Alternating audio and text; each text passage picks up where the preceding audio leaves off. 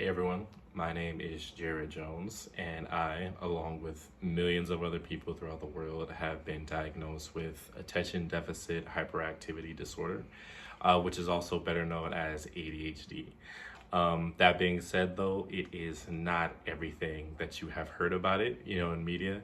And today I will be providing a little bit of information about what it really is, as well as why it matters to you to become more informed on the subject. So throughout this speech, I'm going to be drawing a bit from my own experiences as well as the research that I have done in order to prepare for the speech that I'm presenting today. So over time, there has been a lot more research done on ADHD throughout the years. And with that research, we've gained new insights into a lot of different aspects about it.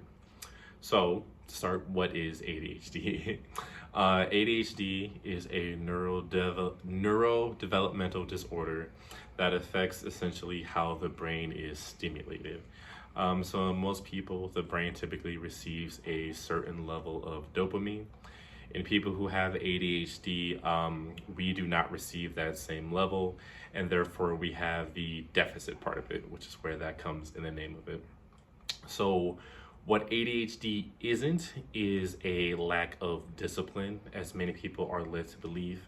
They think that, if you just really apply yourself and try, that you essentially can overcome it.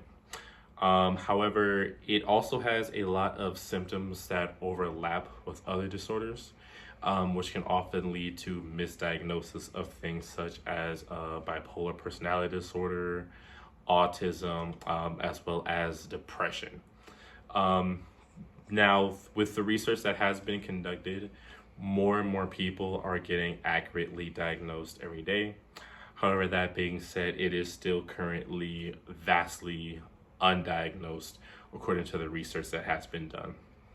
So, one thing I want to go over is how having people in your life that are aware of the condition can have a lot of benefits.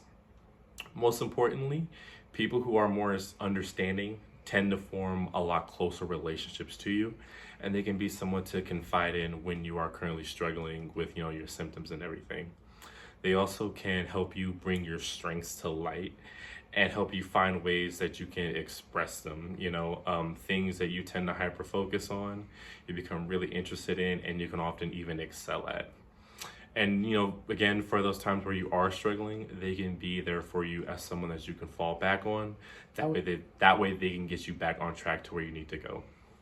So the disorder also can lead to a decrease in how well you do in schooling, and as well as how you learn. A lot of people do also consider it to be a learning disability. The main thing that comes from this is that students will often have a hard time focusing in class and absorbing the material. And then the opposite is actually true. There are students that will actually hyper focus on a particular subject, and then that will enable them to absorb the material a lot quicker. However, the downside to this is that they often can fall in other areas due to only focusing on one. So there are things that you can do to combat this, such as, changing your schedule to something that can better suit them, as well as finding ways to make the material that you are going over a bit more engaging for them. That way they can retain that focus for a lot longer. Job performance is also something that can be affected by people with ADHD. With this one, it typically comes in the form of social interactions, forming those bonds with your coworkers, which can lead to, working together as a team. That often can be harder for people with the disorder. And another aspect of that is due to a struggle to maintain focus.